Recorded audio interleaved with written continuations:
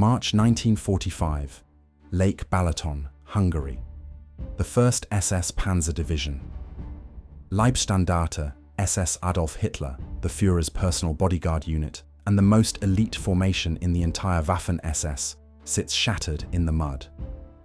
Of the 50 to 60 tanks that launched Operation Spring Awakening just 2 weeks earlier, barely a dozen remain operational. An officer scrawls in his report, "The men are exhausted. Some have simply abandoned their posts and walked away. We've lost all contact with several companies. The end is near, and everyone knows it." This is how the invincible die.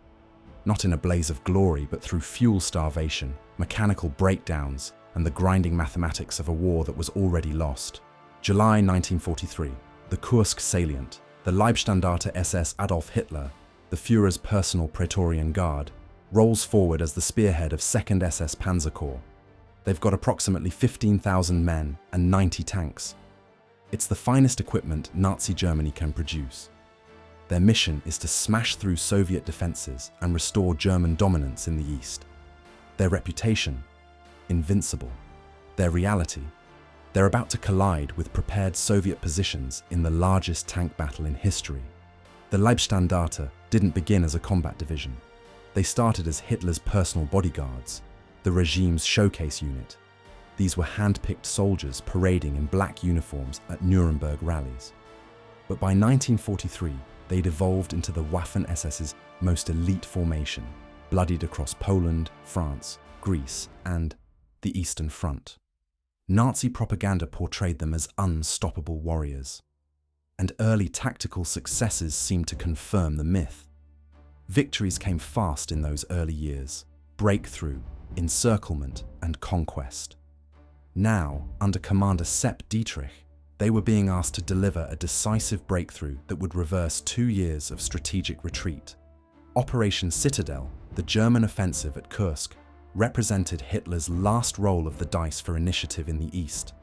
The Leibstandarte entered battle with approximately 15,000 men and 90 operational tanks. They had a mix of new Panther tanks with their powerful 7.5 cm KWK-42 guns and 80mm frontal armor. They had the fearsome Tiger I, and they had the reliable Panzer IV. These were the most advanced armored vehicles Germany could field. The Panthers could kill Soviet tanks at ranges the enemy simply couldn't match.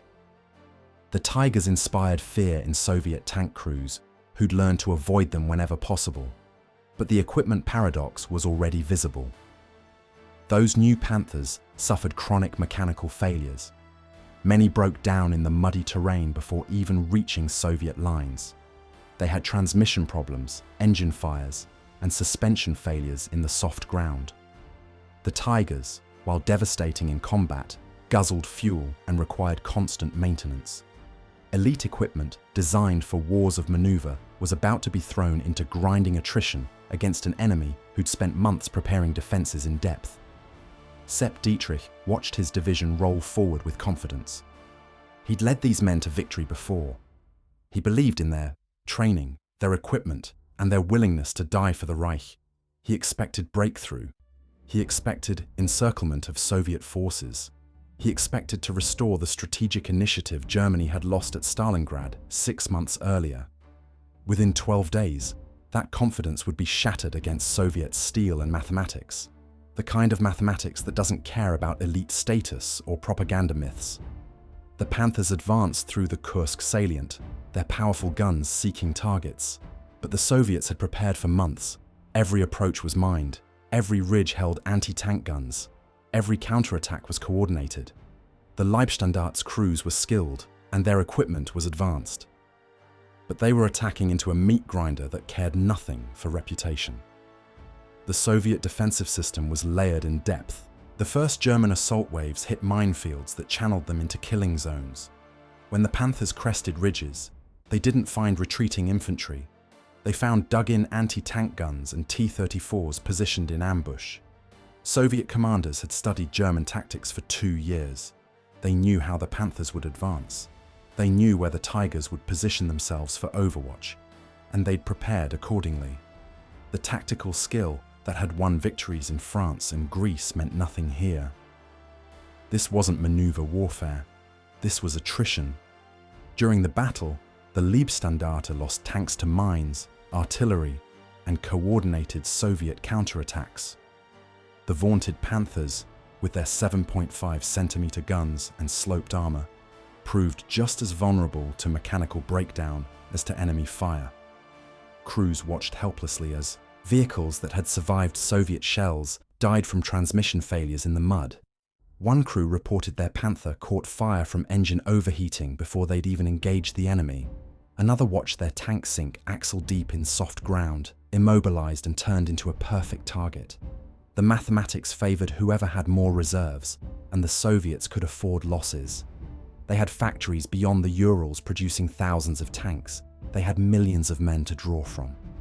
The Germans had what they'd brought to Kursk, and nothing behind them but increasingly desperate emergency measures. Sepp Dietrich's confident offensive leadership met reality. He'd led the division into the salient expecting breakthrough. Instead, he watched his best units bleed themselves white against defenses that regenerated faster than his forces could penetrate them. Every kilometer gained cost armor, and men the division couldn't replace. Soviet counterattacks hit exhausted German units before they could consolidate gains. Fresh Soviet tank brigades appeared where intelligence said there were none. By July 17, 1943, when Hitler finally called off Operation Citadel, the mathematics were undeniable. The Leibstandarte had suffered approximately 1,200 killed, wounded, or missing. Tank losses ranged from 50 to 70% of original strength, with only a handful of Panthers operational by the end of the battle. The 2nd SS Panzer Corps as a whole reported 2,540 casualties and 72 tanks lost irrecoverably. These weren't just numbers. These were the division's most experienced tank commanders, veteran infantry squad leaders, irreplaceable specialists. The myth begins to crack here, in the mud and fire of Kursk. Tactical excellence can't compensate for strategic overreach. Elite training can't overcome operational disadvantage. The Leibstandarte would be rebuilt, refitted, and sent back into action. But the strategic initiative was gone forever. From this moment forward, every German operation would be defensive, reactive, a fighting retreat toward the Reich's borders. And the worst was yet to come, in the muddy fields of Hungary, where Hitler would gamble his Praetorian Guard one final, desperate time. An elite division is only as effective as its supply line. By 1945, the Leibstandarte SS Adolf Hitler possessed well-trained soldiers and advanced equipment, Panthers, Tiger IIs, and assault guns. Type bitter intensity, medium. But these advantages meant nothing when tanks sat immobile for lack of fuel, when crews rationed ammunition to 20 rounds per day, when Soviet aircraft destroyed supply convoys before they reached the front. Elite status, it turned out, couldn't be fueled by propaganda alone. The same equipment paradox that plagued the division at Kursk had metastasized into complete systemic collapse. During operations in Hungary, the Leibstandarte often received only 1/3 of its daily fuel requirements. Commanders had to choose which tanks could move and which would sit as static pillboxes. A Panther tank without fuel is just a 45-ton roadblock. A Tiger II without fuel is a bunker that can't retreat when the enemy flanks it. Ammunition shortages were equally crippling. Frontline units were limited to 20 to 30 rounds per tank gun per day, far below optimal combat rates. In training, crews practiced with hundreds of rounds to master their weapons.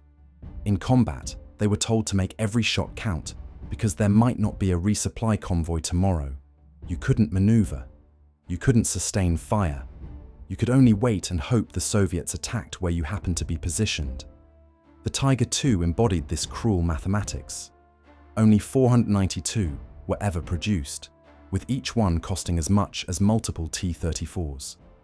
These massive vehicles mounted the fearsome 8.8-centimeter KWK-43 gun and boasted 150 millimeters of frontal armor. theoretically invincible.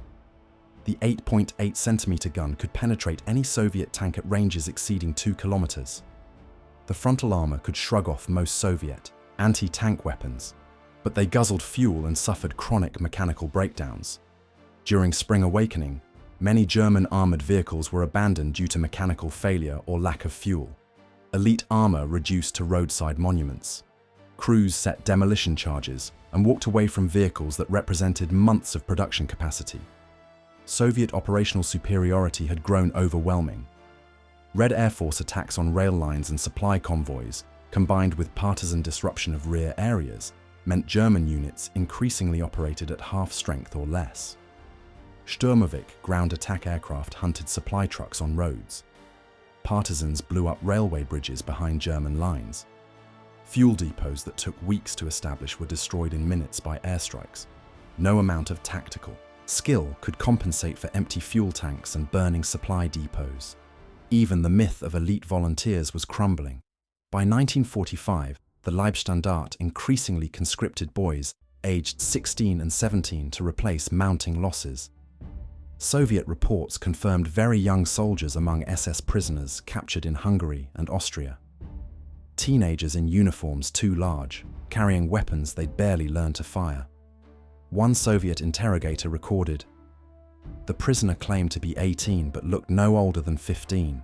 He'd been in uniform for 6 weeks. This is what the master race has come to." The Praetorian Guard was now drafting children to fill ranks that had once required years of training and ideological vetting. Into this logistical nightmare, Hitler ordered his Praetorian Guard one final time, to Hungary, to recapture the Lake Balaton oil fields, to achieve the impossible. The objective was clear. Without those oil fields, Germany's remaining war machine would grind to a halt within months. The fuel crisis that had crippled operations since Kursk would become total paralysis. Operation Spring Awakening would be the Leibstandarte's last offensive, and its complete destruction. March 6, 1945. The Leibstandarte attacks toward Lake Balaton, spearheading Hitler's final offensive. But Marshal Tolbukin was waiting. Soviet reconnaissance had tracked every German movement and every concentration of armor. The Third Ukrainian Front was ready, dug in, reinforced. What followed wasn't a battle, it was a slaughter measured in abandoned tanks and broken units. Operation Spring Awakening was supposed to recapture Hungary's oil fields, the fuel that might keep Germany's war machine running for a few more months. The Leibstandarte rolled forward with 10 to 12,000 men and 50 to 60 tanks, part of the 6th SS Panzer Army under Sepp Dietrich. The same commander who'd led them at Kursk now commanded the entire SS Panzer force in Hungary. He reportedly lamented, "Hitler expects miracles from us, but what can we do with empty tanks and no reinforcements?" The objective was clear, and the need was desperate, but the offensive was doomed before it began. Soviet intelligence had achieved total superiority. Aerial reconnaissance photographed German tank concentrations. Radio intercepts decoded movement orders.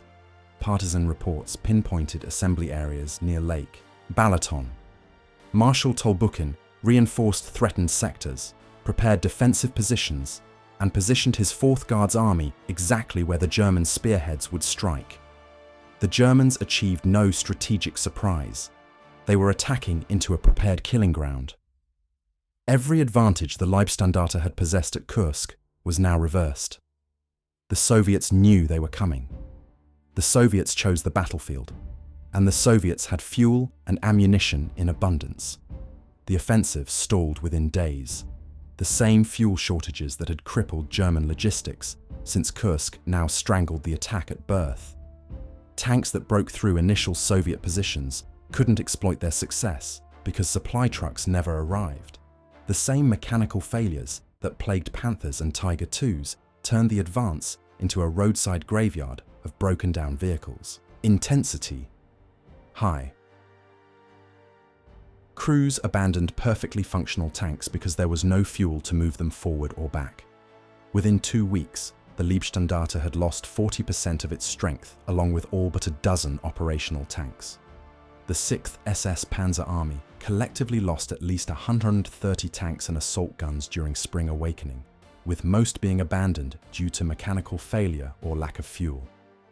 The mathematics of attrition that had destroyed the division at Kursk were repeating themselves, but faster and more completely. There were no reserves to rebuild with this time. There was no strategic depth to fall back to. This was the end. Otto Kumm, the division's commander, bitterly recorded the gap between Hitler's expectations and battlefield reality. We were sent into battle with high hopes but insufficient fuel and ammunition. The men sensed the end was near. Morale was brave but brittle.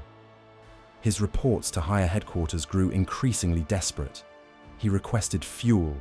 He requested ammunition. He requested air support. All he received were orders to attack. Marshal Tolbuchin's after-action report was colder and more clinical. The enemy's so-called elite divisions were unable to withstand sustained assault once their armored spearheads were isolated and deprived of supply. That was professional military assessment, stripped of propaganda. The elite had been reduced to another failed offensive in a long chain of failed offensives. Desertion rates climbed, with some units losing up to 10% of their manpower to desertion during Spring Awakening. Men who'd held through Kursk, through years of brutal combat, began walking away when they saw officers hoarding fuel for their own escape vehicles. The discipline that had defined the elite was breaking under the weight of certain defeat. By March 15th, the offensive was over. 40% of the Leibstandarte's strength was gone. Their remaining tanks were immobilized by fuel starvation and mechanical failure. Now came the retreat, and with it, the final disintegration of Hitler's Praetorian Guard. The retreat from Lake Balaton was chaos incarnate. Tanks were abandoned with engines still running, their crews fled or dead. Officers who'd led men through years of war now watched those same men walk away from their posts, disappearing into the refugee columns flooding westward. Type somber, intensity high. The Leibstandarte SS Adolf Hitler, Hitler's personal guard, was dissolving into the mud of Hungary and Austria. The disintegration was unprecedented for an SS formation. Officers reported men simply walking away from their posts. The discipline that had held through Kursk, through years of war, finally broke. An officer's report captured the moment. We've lost all contact with several companies. The end is near, and everyone knows it. Companies that had fought as cohesive units for years simply ceased to exist. Some men threw away their weapons and SS insignia, trying to blend into civilian refugee columns. Others walked west in small groups, hoping to surrender to Americans rather than Soviets. SS Unterscharführer Karl Kreutz wrote in March 1945, "We're fighting with the last of our strength. The mud is everywhere. Our tanks sink and break, and the Russians never stop coming. We've lost so many friends. I wonder if I'll live to see Germany again." His letter was found on his body 3 days later. A Soviet Guard sergeant recorded the other side. "The Germans attacked with many tanks, but we had artillery and the Air Force. The ground was black with burning machines. We took many prisoners. Some were just boys." These were children in SS uniforms, trying to hold back the Red Army with weapons they barely knew how to operate. During the retreat, Tiger II commander Obersturmführer Karl Brommen destroyed 13 Soviet tanks in a single engagement before his own tank was knocked out and he was captured. His crew fought their immobilized Tiger II as a stationary fortress, knocking out Soviet armor at point-blank range until a shell penetrated the side armor. Brommen earned grudging Soviet respect, but one tank commander's heroics couldn't alter the offensive's catastrophic failure. Individual skill and individual courage, none of it mattered anymore. The mathematics had already decided the outcome. At Vienna's Floridsdorf Bridge, remnants of the Leibstandarte and Hitler Youth units made their last stand. For 2 days, survivors held off Soviet advances with Panzerfausts at point-blank range. It was a desperate action, born of having nothing left to lose. A Viennese civilian described the final chaos. The SS tried to hold the bridges, but when the order to retreat came, It was chaos. Vehicles burning, wounded left behind, officers shooting at deserters. It was the end of the world for them and for us. The city burned. Civilians huddled in cellars while SS men and Soviet soldiers fought room to room above them. And then even that ended. Otto Kumm, the division commander, escaped encirclement only by disguising himself as a civilian and evading Soviet patrols. He shed his uniform, his insignia, and his identity as an SS general. He walked west with thousands of refugees, just another face in the crowd. He later wrote bitterly about betrayal by German high command. But the real betrayal was strategic, throwing elite formations into fire brigade roles to shore up collapsing fronts, wasting the best-trained troops in futile operations that accelerated rather than prevented the Third Reich's collapse. The division that had begun the war as Hitler's Praetorian Guard finished it as scattered survivors in civilian clothes, trying to evade capture. Some made it to American lines. Some were captured by Soviets and disappeared into prison camps. And some died in the chaos of Germany's final collapse, their bodies never identified. Elite status in the end was just another casualty of a war lost long before the final battles were fought. From 90 tanks at Kursk, with tank losses ranging from 50 to 70% of original strength and only a handful of Panthers operational by the end of the battle, to the final dozen vehicles limping away from Lake Balaton. The Leibstandarte's destruction charts the collapse of Nazi Germany's military illusions.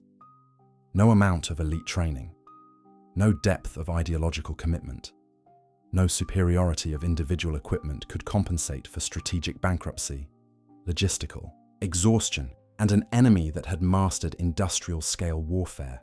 The Praetorian Guard that once paraded through conquered capitals ended as desperate boys with Panzerfausts at a Vienna bridge, their officers disguised as civilians fleeing encirclement.